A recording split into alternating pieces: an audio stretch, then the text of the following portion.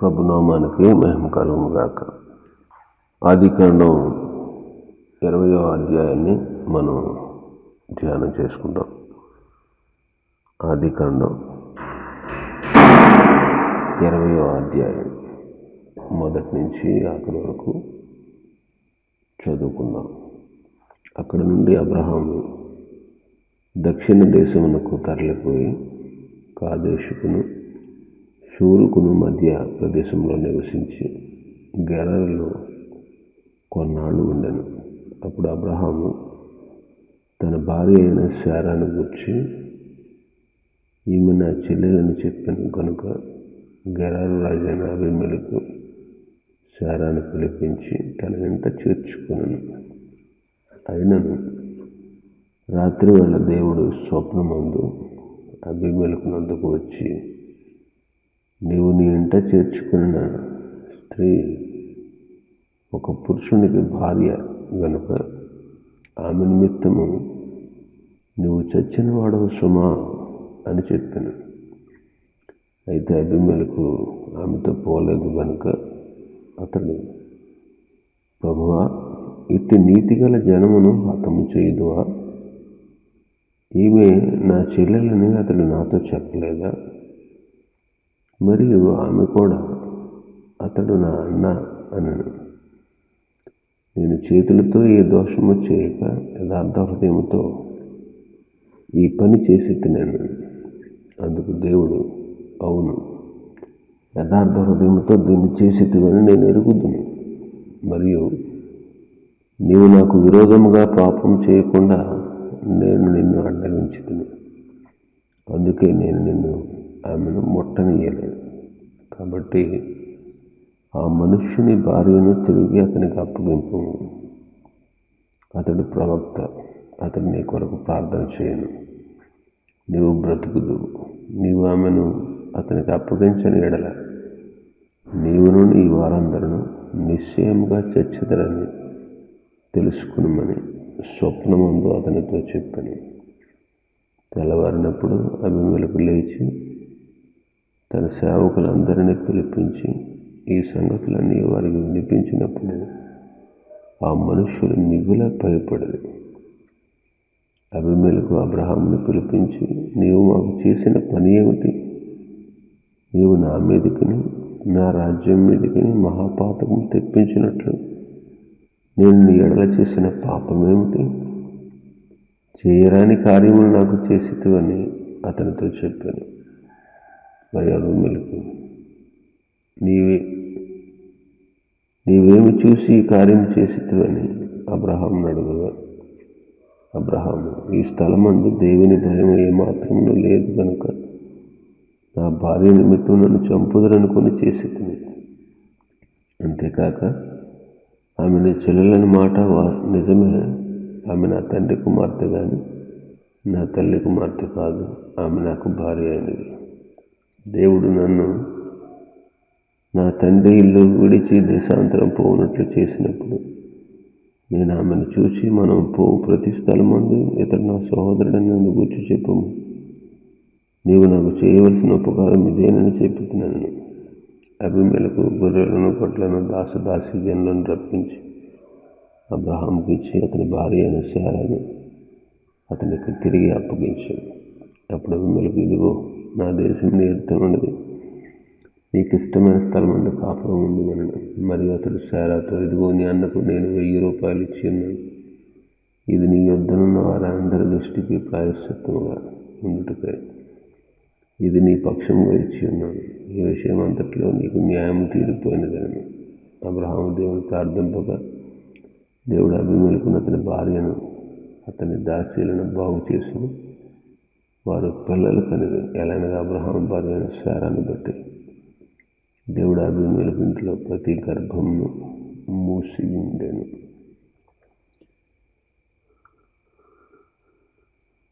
20వ అధ్యాయంలో అబ్రహాము సంచరిస్తూ గెరారుకు వచ్చాడు. శారాలో ఉన్నటువంటి చక్కదనాన్ని బట్టి అబ్రహాము భయపడి అక్కడ వారు అతన్ని చంపుతారేమో అని భయపడి ఈమె నా చెల్లెలు అని అక్కడ ఉన్నటువంటి వారికి తెలియపరిచాడు. అబీమెలెకు, గెరారు రాజు అయిన అబీమెలెకు శారాను తన ఇంట చేర్చుకున్నాడు. దేవుడు అబీమెలెకు ప్రత్యక్షమై, నీ ఇంట చేర్చుకున్నటువంటి ఆ స్త్రీ ఒక పురుషునికి భార్య, ఆమె నిమిత్తం చచ్చిన వాడవు సుమా అని చెప్పినప్పుడు ఆ రాజు భయపడి తెల్లవారిన తర్వాత శారాను అబ్రహాముకి అప్పగించడం, అబ్రహాము అతని కోసం, అతని కుటుంబం కోసం ప్రార్థించడం, అతని ఇంటి వారందరూ కూడా బాగుపడి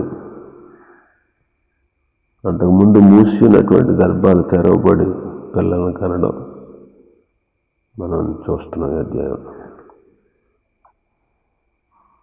సొదొమ నాశనం తర్వాత అబ్రహాము వెళ్ళి గెరారులో నివసించినట్లు మనం చూస్తున్నాం. గెరారులో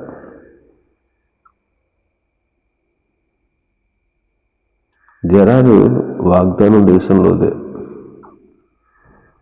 గెరారు వాగ్దాన దేశంలోదే.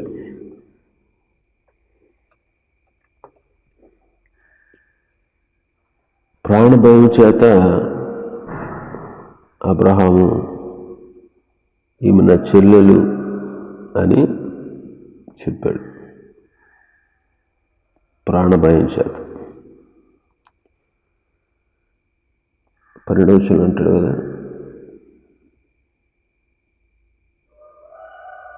11వ వచనం, అబ్రహాం ఈ స్థలమందు దేవుని భయం ఏమాత్రము లేదు గనుక అంటాడు.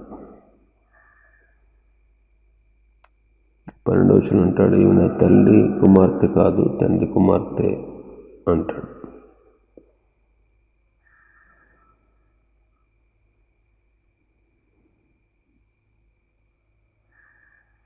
అబ్రహాం తండ్రికి బహుశా 2 భార్యలు ఉండొచ్చు.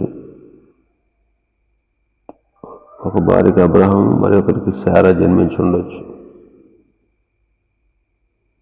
అయితే అబ్రహాముకి ఇప్పుడు భార్యగా చేయబడింది, భార్య అని చెప్పాలి. భయపడి శారాని అబీమెలెకు అప్పగించాడు.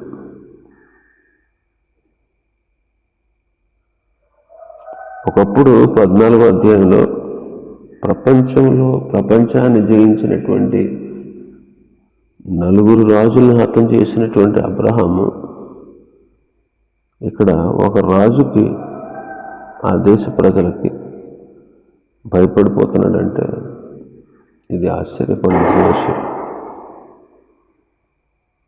అప్పుడున్న ఇంట పుట్టిన అలవర్చబడిన వారు 318, ఇప్పుడు లేరా? అంతకన్నా ఎక్కువే ఉండొచ్చు. కానీ అప్పుడున్నటువంటి విశ్వాసం అబ్రహాముకు ఇప్పుడు లేదు. కారణం ఏంటంటే 16వ అధ్యాయంలో చూపిన అవిధేయతను బట్టి, భార్య మాట విని చేసిన చెడుగును బట్టి దేవుని ప్రత్యక్షత అబ్రహాముకి 13 సంవత్సరాలు కలిగినట్టు ఎక్కడా కనపడదు. బహుశా అబ్రహాము వెనకంజ వేసి ఉంటాడు. ఇది చాలా విచారకరమైన సంగతి. 850 మంది బయలు ప్రవక్తలను, అస్తారోత్ దేవత ప్రవక్తలను ఎదిరించిన ఏలియా మరుసటి రోజే ఒక స్త్రీకి భయపడిపోయి పారిపోయి అరణ్యానికి వెళ్ళిపోయి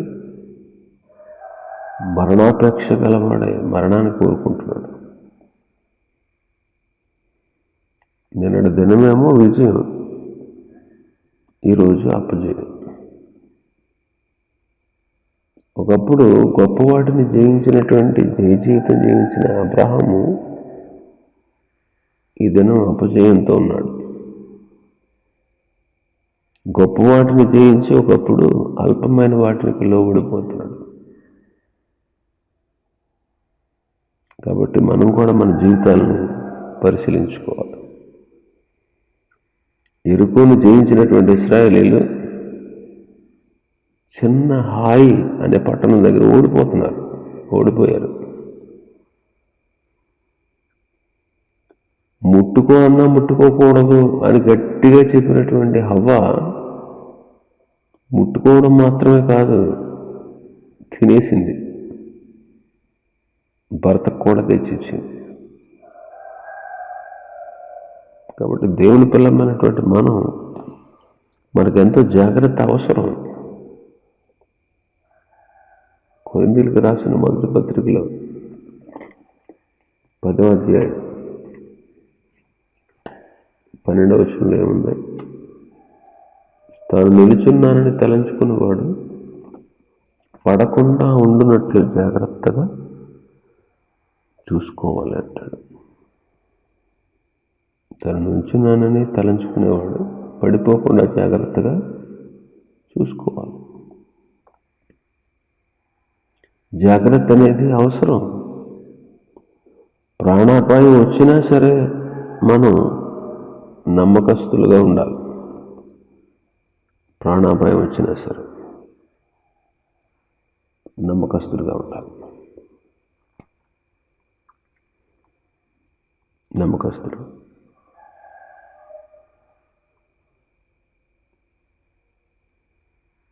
అపొస్తలుల కార్యములు 17వ అధ్యాయం 30వ వచనం ప్రకారం ఆ టైంలో అది పెద్ద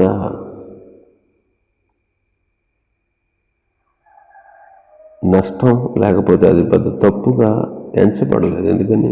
అజ్ఞాన కాలమందు దేవుడు చూచి చూడనట్టు ఊరుకున్నాడు. అది అజ్ఞాన కాలం. అది అజ్ఞాన కాలం. దైవ సత్యం పరిపూర్ణంగా అప్పటికి బయలుపరచబడలేదు. అయితే ఇప్పుడు దైవ సత్యాలు పూర్తిగా మనకు ప్రత్యక్షమయ్యాయి.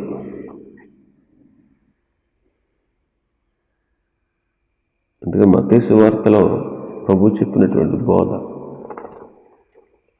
5వ అధ్యాయం మత్తయి సువార్త 5:37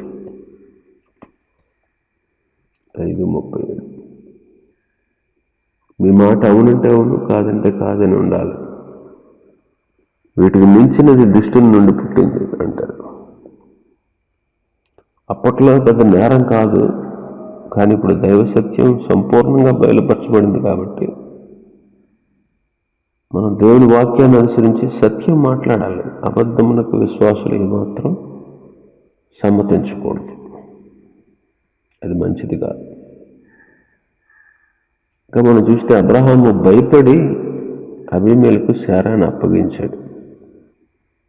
అయితే దేవుడు శారా అపవిత్రపరచబడుకున్నట్లు దేవుడు ఆమెను కాపాడుతున్నాడు. అబీమెలెకును గద్దించాడు. కారణం ఏంటంటే శారా వాగ్దాన పుత్రుణ్ణి కనవలసి ఉంది.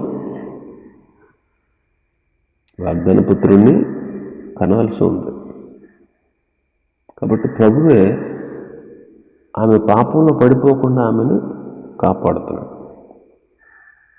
ఎందుకంటాడు, తొట్టిల్లకుండా మనల్ని కాపాడేవాడు అంటాడు యోధా పత్రికలో 24వ వచనంలో.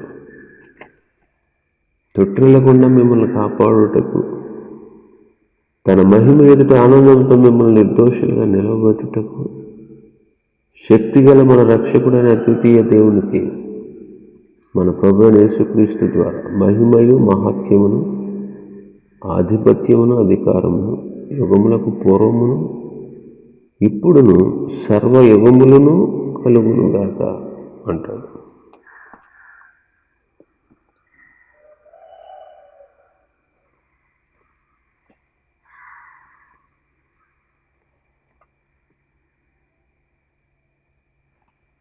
కాబట్టి తొట్టిల్లిపోకుండా ప్రభు మనల్ని కాపాడేవాడు.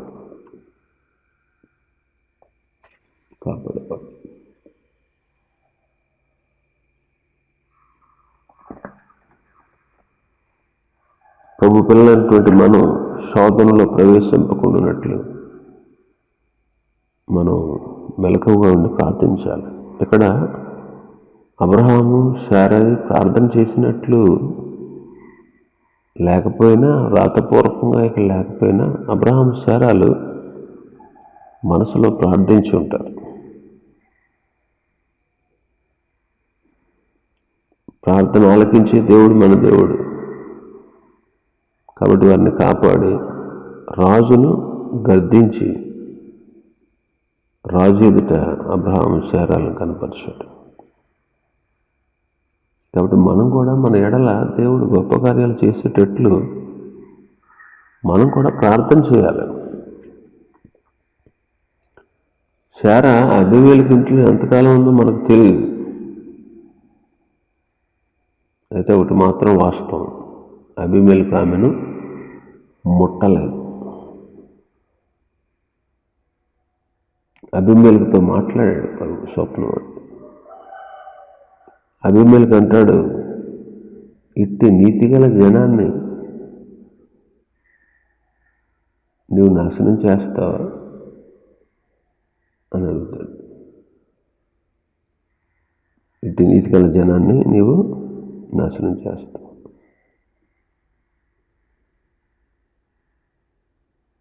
ఇది లోకానుసారమైనటువంటి నీతి. అబ్రహాం అంటాడు, ఈ స్థలమందు దేవుని భయం ఏమాత్రము లేదు అన్నాడు. దేవుని భయం లేని ప్రజల్లో నీతి ఉంటుందా?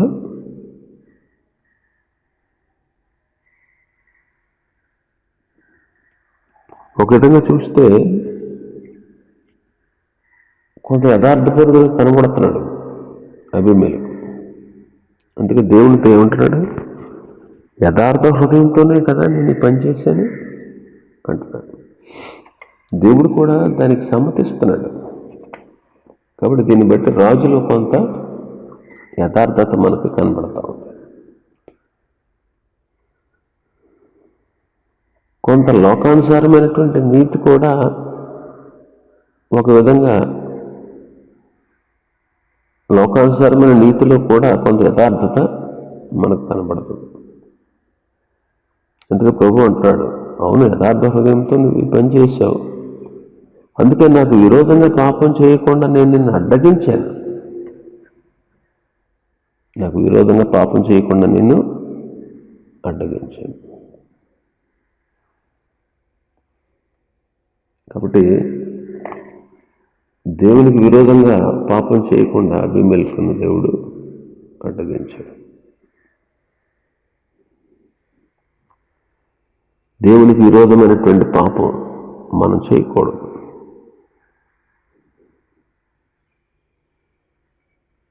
కీర్తనకారుడు దావీదు 51లో అంటాడు, 51 కీర్తనలో 4వ వచనంలో, నీకు కేవలం నీకే విరోధంగా నేను పాపం చేశాను అంటాడు.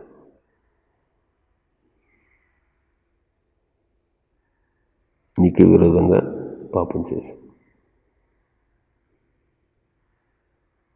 కాబట్టి దేవునికి విరోధమైనటువంటి పాపం మనలో ఉండకూడదు.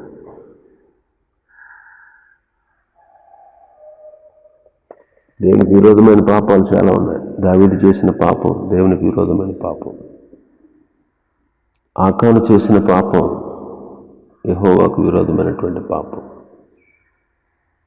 తప్పిపోయిన కుమారుడు చేసినటువంటి పాపం కూడా దేవునికి విరోధమైనది. దేవుని పిల్లల్ని హింసించడం అది దైవ విరుద్ధమైనటువంటి పాపం. ప్రార్థనా జీవితాన్ని లేకుండా ఉండడం, సమూయేలు భక్తుడు చెప్పినట్టు, అది కూడా పాపమే. సమూయేలు మొదటి గ్రంథం 12:23లో. కాబట్టి దేవుని పిల్లలు ఏమాత్రం పాపానికి లొంగకుండా ప్రభు కొరకు జీవించడం చాలా శ్రేష్టం. అందుకే ప్రభు అంటారు, అందుకే నేను నిన్ను ముట్టనివ్వలేదు, అందుకే నేను నిన్ను ముట్టనివ్వలేదు. కాబట్టి దేవుడు మన పక్షంగా ఉండి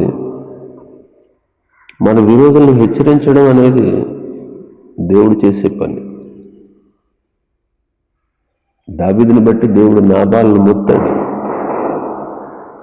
సౌలును యుద్ధంలో హతం చేశాడు. ఇలాంటి సంఘటనలు ఎన్నో పరిశుద్ధ గ్రంథంలో మనం చూస్తాం.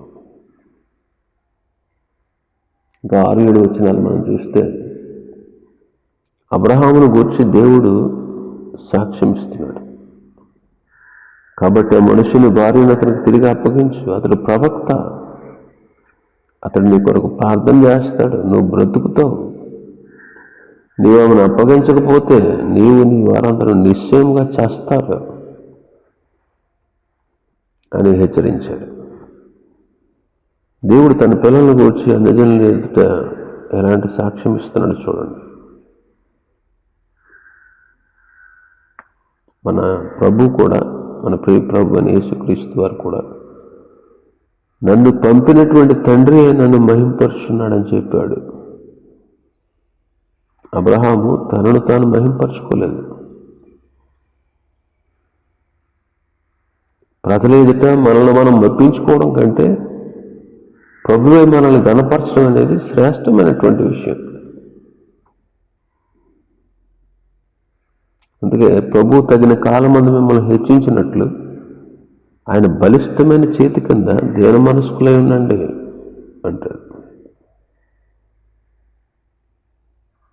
సింహాసనం మీద నుండి గర్విష్ఠుల్ని పడద్రోసి దీనుని సింహాసనం మీద కూర్చుండబెట్టేవాడు ఆ ప్రభు.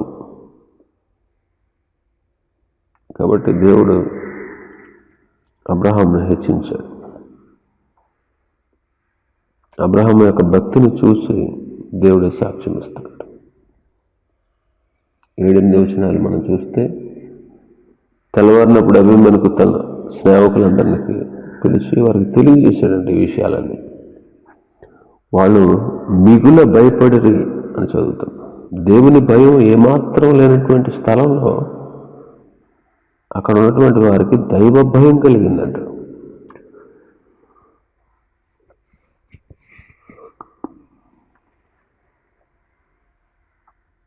దేవుడు ఎలాంటి గొప్ప కార్యాలు చేయగలడు. గర్విష్ఠుల్ని వణికేటట్లు చేయగలడు. అడవి బీడుల్ని ఏదైనా తోటలాగా మార్చగలడు. అరణ్యాన్ని ఫలభరితమైనటువంటి వనముగా చేయగలడు. చెకుముకి రాతి నుండి నీటిని ఊటగా పుట్టించగలడు. కాబట్టి మనం ప్రభువు మీద ఆధారపడి ప్రభువు ద్వారా నడిపించబడినట్లయితే ఎలాంటి కఠినమైన స్థలాలకు వెళ్ళినా గొప్ప ఫలితం మనకు దొరుకుతుంది. 9వ వచనంలో అబీమెలెకు అబ్రహామును పిలిపించి, ఏంటి బాబు నువ్వు మాకు చేసిన పని అని అబ్రహామును అడుగుతున్నాడు. ఒక అన్యుడు భక్తుడిని నిలదీస్తున్నాడు. అసలు భక్తులు అన్యులను హెచ్చరించాలి.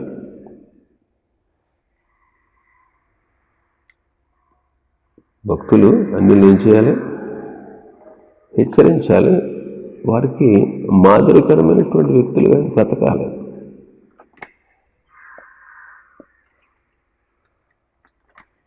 కానీ ఒక అన్య రాజు అబ్రహామును నిలదీస్తున్నాడు. నువ్వేంటి మాకు ఎందుకు ఇలాంటి పని చేసావు అని. ఎందుకు ఇలాంటి పని చేసావు?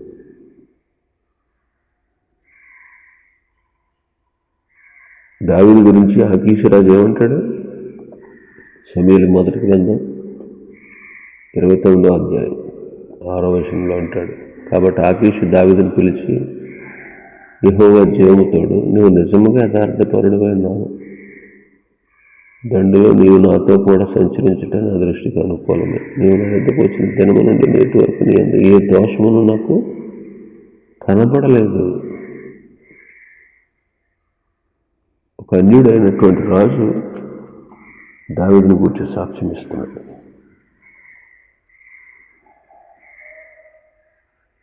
అబ్రహాం సమాధానం చెప్తున్నాడు, ఈ స్థలంలో దేవుని భయం ఏమాత్రం లేదు, అందుకే నా భార్య నిమిత్తం నన్ను చంపుతారేమో అని అలా చేశానంటాడు. అబ్రహాము ఆ ప్రాంతంలో నివసించడానికి భయపడ్డాడు, లోతు భయపడలేదు. ఇదే అబ్రహాముకి లోతుకి వారి యొక్క అనుభవాల్లో ఉన్నటువంటి తేడా. అబ్రహాము ఉన్నటువంటి స్థలంలో కొంతకాలమైనా ఆ ప్రజలకు దేవుని భయం కలిగింది. కానీ లోతు సొదొమలో ఎన్ని సంవత్సరాలున్నా సరే దేవుని భయం ఆ ప్రజల్లో ఒక్కళ్ళకు కూడా కలిగించలేకపోయాడు. అదే శరీర సంబంధులకి ఆత్మ సంబంధాలకు ఉన్నటువంటి తేడా అంటారు. ఆత్మ సంబంధాలు ఉన్నటువంటి చోట ఆత్మీయంగా గొప్ప కార్యాలు జరుగుతాయి. ఆ ప్రజల మధ్యలో దైవ భయం ఉంటుంది. కాబట్టి మనం కూడా దేవుని పిల్లలు, మనం ఉన్నటువంటి స్థలాల్లో,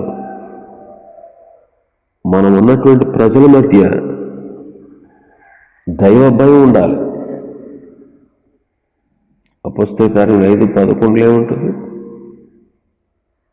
ఆది అపోస్తలుడు యెరూషలేములో ఉన్నప్పుడు ప్రతి వానికి మిగుల భయము కలిగెను అంటాడు. కాబట్టి దేవుని పిల్లలు దేవుని స్థిరులుగా జీవిస్తూ ఉంటే ఆ ప్రదేశం అంతా కూడా దైవ భయం కలుగుతుంది.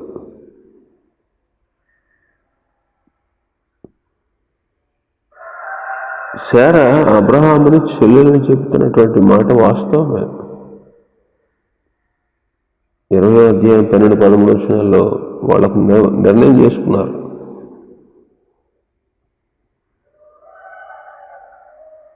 వాళ్ళు వెళ్ళి ప్రతి స్థానంలో ఇలాగే చెప్పాలి అని వాళ్ళు నిర్ణయించుకున్నారు.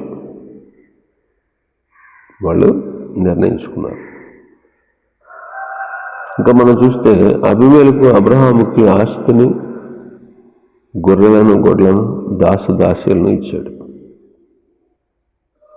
మొదట ఐగుప్తుకి వెళ్ళినప్పుడు కూడా ఇలాగే ఫరో ఇచ్చాడు. అయితే సొదొమ రాజు తన ఆస్తిని ఇవ్వబోయినప్పుడు ఒక్క నూలు పోదైన చెప్పులు వారైనా నాకొద్దు అని ప్రమాణం చేశాడు. అబ్రహాములో ఈ విషయం ఎంత మెచ్చుకోదగింది.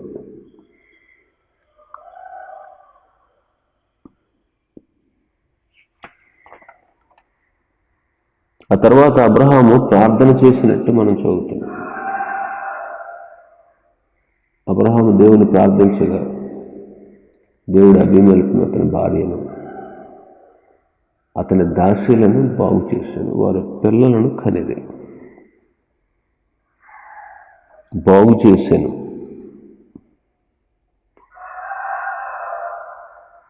ఒకవేళ బహుశా అబ్రహామును బట్టి దేవుడు వారిని బాధించి ఉండొచ్చు. శారా అబీమెలెకు ఇంట్లో ఉన్నంతకాలం అబీమెలెకు శారాను ముట్టకుండా అతని ఇంటి వారిని బహుశా వ్యాధితో మొత్తుండొచ్చు. 12వ అధ్యాయంలో మనం చూసాం, ఐగుప్తు దేశం వెళ్ళినప్పుడు ఫరో ఇంటి వారిని మహావేదనల చేత బాధించాడట ప్రభు.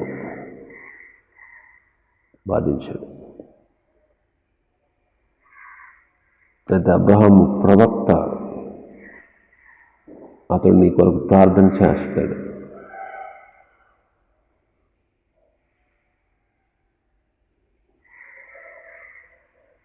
నువ్వు బ్రతుకుతావు అంటాడు. అందుకే అబ్రహాము దేవుని ప్రార్థిస్తున్నాడు 17వ వచనం. కాబట్టి దేవుడు అబీమెలెకును, అతని భార్యను, అతని దాసీలను బాగు చేశాడు. వారు పిల్లల్ని కన్నారు. అంటే అంతకుముందు పిల్లలు లేకుండా చేశాడు దేవుడు. ఎందుకంటే అబ్రహామును ఘనపరచదలిచి అబ్రహాము చేసిన ప్రార్థన ద్వారా అబీమెలెకు రాజు అబ్రహాము యొక్క గొప్పతనాన్ని తెలుసుకోవాలనే ఉద్దేశంతో అంతకుముందే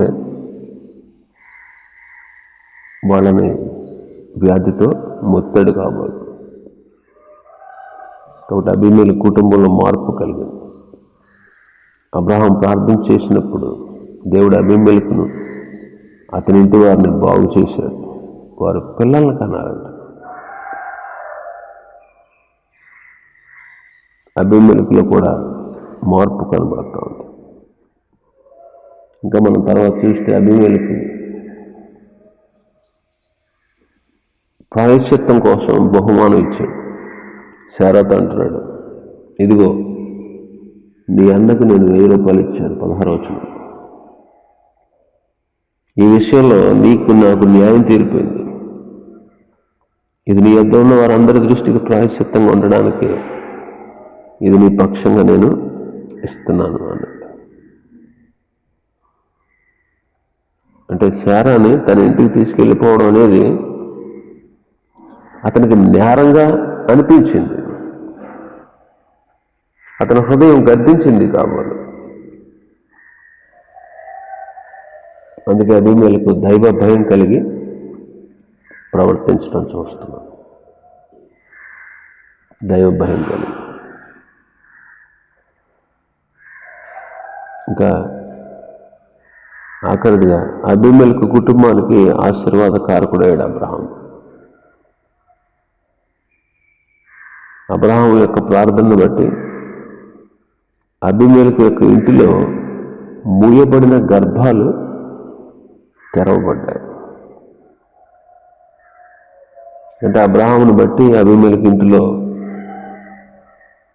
గొప్ప మేలు జరిగిందనమాట. గొప్ప మేలు జరిగింది. కాబట్టి మనం నివసిస్తున్నటువంటి స్థలాల్లో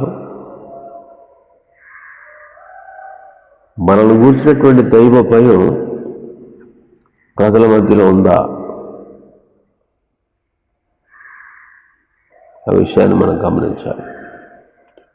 మనం కూడా మన ఇరుగు పొరుగు కుటుంబాల వారి కొరకు ప్రార్థిస్తున్నామా లేదా ఆలోచించేయాలి. అందుకే పౌలు గారు అంటారు, మనం సంపూర్ణ భక్తి మాన్యతయు కలిగి నెమ్మదిగాను సుఖముగాను బ్రతుకు నిమిత్తం మనుషులందరి కొరకు, రాజుల కొరకు, అధికారుల కొరకు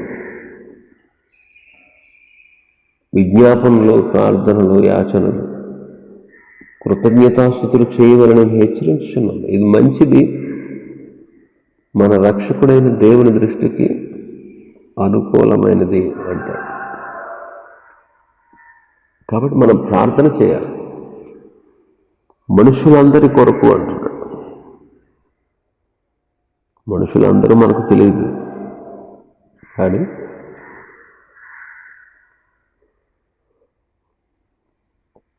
మనుషులందరి కొరకు మనం ప్రార్థన చేయాలి. ప్రార్థన చేయాలి. రాజుల కొరకు, అధికారుల కొరకు ప్రార్థనలు మనం చేయాలి.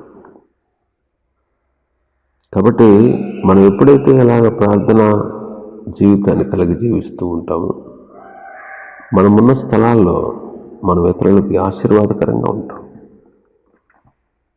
ఆశీర్వాదకరంగా ఉంటాం. యాకోబుని బట్టి లాబాను కుటుంబానికి ఆశీర్వాదం. శకును చూసి తెలుసుకున్నాడంట లాబాను, ఎందుకంటే అన్యుడు కాబట్టి. అది నీది కాదురా, నీ గొప్పతనం వల్ల కలిగింది కాదు, నీ ఇంట్లో ఉన్నాడే నీ అల్లుడు. యాకోబుని బట్టి ఆ కుటుంబానికి, లాబాను కుటుంబానికి ఆశీర్వాదం వచ్చింది. యోసేపుని బట్టి పోతీఫర్ కుటుంబానికి ఆశీర్వాదం కలిగింది. యోసేపుని బట్టి పోతీఫర్ కుటుంబానికి ఆశీర్వాదం దొరికింది. కాబట్టి గమనించండి, దేవుని పిల్లలు అన్యుల గృహాల్లో, అన్యుల గృహస్థుల దగ్గర నివసిస్తూ ఉన్నప్పుడు వారిని బట్టి ఆ గృహాన్ని, ఆ దేశాన్ని, ఆ పట్టణాన్ని, ఆ ప్రాంతాన్ని ఆశీర్వదించడం అనేది ఆశ్చర్యకరమైనటువంటి సంగతి. కాబట్టి మనం ఉన్నటువంటి ప్రదేశాల్లో మనం ఎలా ఉన్నాం?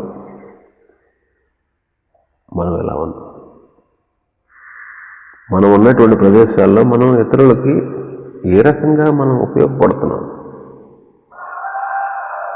అనే విషయాన్ని మనం జ్ఞాపకం చేసుకోవాలి. అబ్రహాము గురించి దేవుడు చెప్పిన మాట, అతడు ప్రవక్త, అతడు నీ కొరకు ప్రార్థన చేస్తాడు, నువ్వు బ్రతుకుతావు. అతడు ప్రవక్త అంటున్నాడు.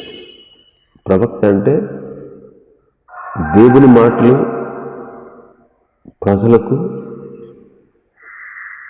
ప్రజల్లో ఉన్నటువంటి బలహీనతలు గూర్చి దేవునికి చెప్పేటువంటి వ్యక్తి, మీడియేటర్ అన్నమాట ప్రవక్త అంటే. కాబట్టి అబ్రహాముని పోలి మనం కూడా ప్రవక్తలుగా మనం జీవించాల్సి, స్థిరపడాల్సి ఉంది. కాబట్టి నేడు మనం ఉన్నటువంటి ప్రదేశాల్లో అన్ని జనుల మధ్యలో మనం జీవిస్తున్నాం, అన్ని జనుల మధ్యలో మనం బ్రతుకుతున్నాం. కాబట్టి మన బ్రతుకు, మన నడత, మన ప్రవర్తన, మన ఆలోచన, మన జీవన విధానం ఇతరులకు ఆశీర్వాదకరంగా ఉండేటట్లు మలుచుకోవాలి. అబ్రహాము ప్రార్థన దేవుడు విన్నాడు. అబ్రహాము ప్రార్థన విని అబీమెలెకు ఇంటిలో ఉన్నటువంటి అబీమెలెకుని, అతని భార్యను, అతని దాస్యులను దేవుడు బాగు చేశాడు. వాళ్ళ పిల్లలను కన్నారు అంటాడు. అంతకుముందు వాళ్ళకి సంతానం లేదనమాట. అంతకుముందు ప్రతి గర్భం మూయబడి ఉందన్నమాట. అబ్రహాం ప్రార్థన చేస్తేనే ఆ గర్భం తెరవబడుతుందనే విషయం అబీమెలెకు అర్థమయ్యేటట్లుగా చేయాలని, అబీమెలెకు అబ్రహాం యొక్క గొప్పతనాన్ని గ్రహించుకోవాలని ప్రభు అబ్రహాం ద్వారా ఆ కార్యం జరిగించాడు. కాబట్టి దేవుని పిల్లలైనటువంటి మనం అన్ని జనుల మధ్యలో నీకు, నీ కుటుంబానికి, అన్ని జనులైన వారి కుటుంబాలకు, అన్య దేశాల్లో ఉన్నటువంటి ఆ ప్రాంతాలకు మనం కూడా ఆశీర్వాదకరంగా ఉంటున్నామా లేదా అనే విషయాన్ని మనం ధ్యానం చేసుకోవాలి. పోతీఫరు ఇంటిలో అబ్రహాము ఆశీర్వాదకారకులుగా ఉన్నట్టు, లాబాను ఇంటిలో యాకోబు ఆశీర్వాదకరంగా ఉన్నట్టు మనం కూడా ఇతరులకు ఆశీర్వాదకరంగా ఉండాలి.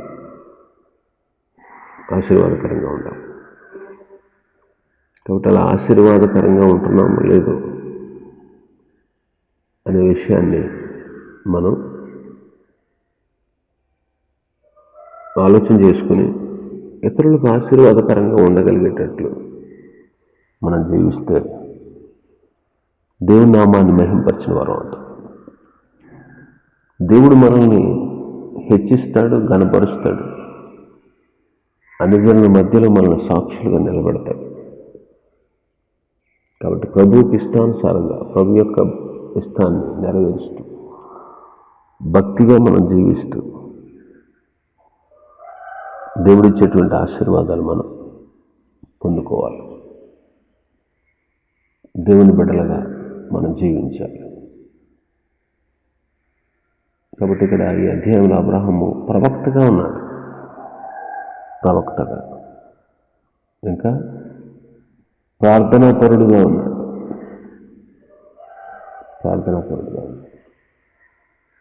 అన్ని దేశంలో, అన్ని జనుల మధ్యలో